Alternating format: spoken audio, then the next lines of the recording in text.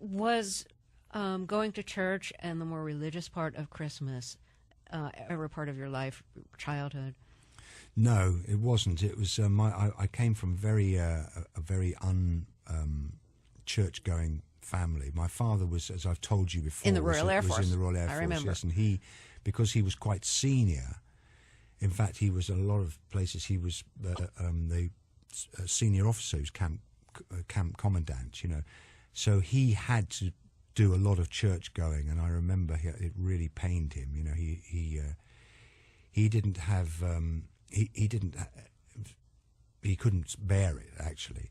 Whereas I have a rather complicated relation to it. I have all the equipment to make me rather, devout, I would almost say. I'm very interested in religion and different religions, and I know quite a lot about it. I love gospel music, and I love going to churches. But the one drawback is that I don't actually believe in God, and it is quite a handicap, And as Craig Brown, he's an English humorist, not a comedian. He's just a writer and a humorist. I'm quite a fan of. I heard him talking rather similar way on the radio, and he said, "I'm the sort of person." I can't remember exactly what he said, but it was rather interesting. He said, "I'm the sort of person that can be reduced to tears in an empty church and feel like I'm the CEO of the devil's organisation in a full one." And I tend to feel like that as well. I love empty churches and going into them and looking around. But I'm not a churchgoer at all. And are you given to contemplation in those empty churches? Yeah, I do. I think about something, but it's I've got something going on, But it wouldn't be named God. Yeah, I don't know. Yes, I don't know what it is. One of the serious songs, perhaps the only real serious song you wrote for the new album, is called "I Was Born in Bethlehem," which is written from the point of view of Jesus. Yes, it's kind of his narrative, and I'm wondering, since you're not actually devout, how you came about writing this song. And I think it's probably, my guess is it's probably easier to write, funny or lively Christmas songs than one that really wants to sing about the fact that Christmas recognizes, celebrates the day that Christ was born. Mm. Yes, it is. They call it the greatest story ever told,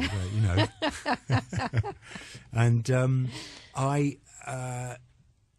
as I say, I love gospel music and religious music and the sort of symbolism of it and everything. But I had this idea. I sort of dreamt it. I woke up just before waking up one morning. I sort of dreamt this song, the idea of it, and the first little bit of it. I jumped out of bed and I thought, well, you're still asleep. You're going to forget this in a minute. Like you do when you've had a dream and you can't remember it. And I got out of bed and got the guitar and started playing. And I sort of was doing it, and I thought, well, it's going to go away in a minute. It's going to go away in a minute, and it didn't. Another line came, and I said, and then it stopped, and I wrote a few things down. Sounds like the listening through a wall principle sort of, you were telling us about earlier. Sort of, yes. Or this was slightly different, but anyway, I was convinced that it would go away, But the idea was that you were sitting on a flight, one of those sort of fairly long flights, like sort of Newark to Denver or something like that. So a few hours, and after having the old chicken or whatever it is they bring round, and a couple of cocktails, you turn to the person sitting next to you and say, you going home then? What have you been doing? And you find yourself sitting next to Jesus, and he's rather an agreeable man, and you have an opportunity to say, so what went down then? That night, and it's supposed to be like him just sort of telling you very conversationally. That was the idea I had. Whether it came off or not, I don't know. Well, you have to play it for us. Okay.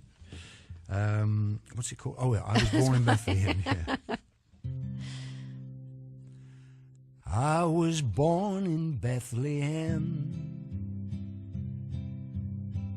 2,000 years have been since then, and I've done what I can to be there when a man can't find a friend on the streets of Bethlehem.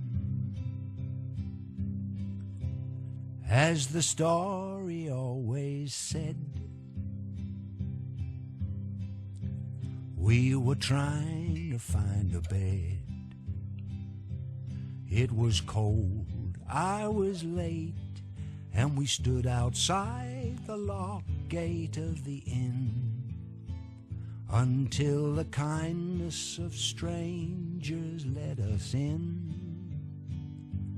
to a stable round the back, little more than a shack, where my sweet mother, meek and mild, and herself only a child, gave her best, then took her rest. Do do do do do do do do do do do do do do do do do do do. At the door then came a knock. Shepherds who had quit their flock,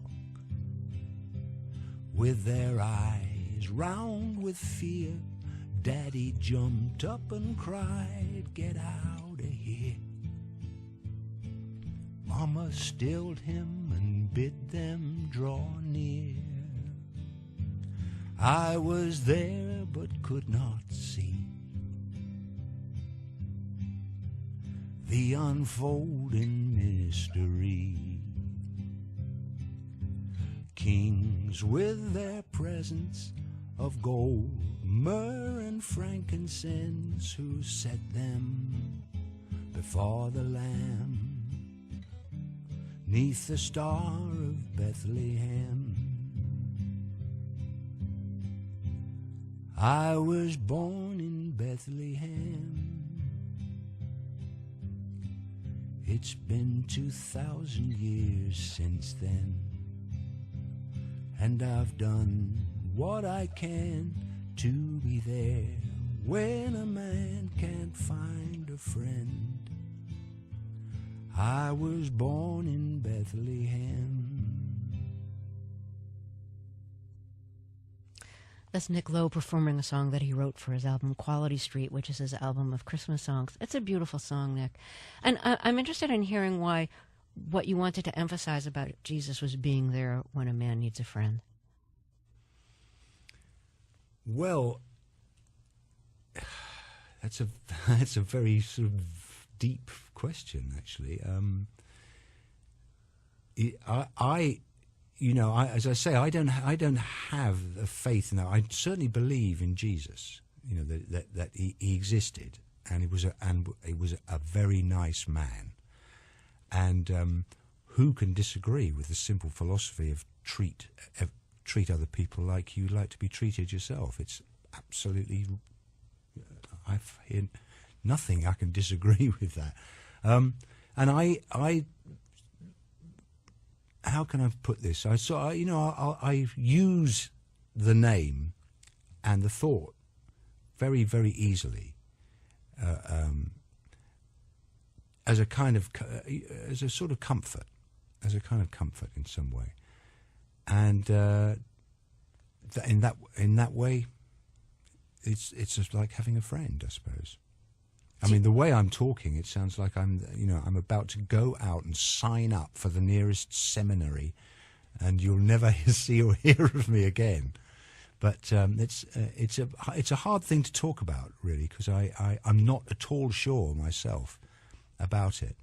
But that I've got a very, very simple sort of outlook to it. And that's all I can say, really.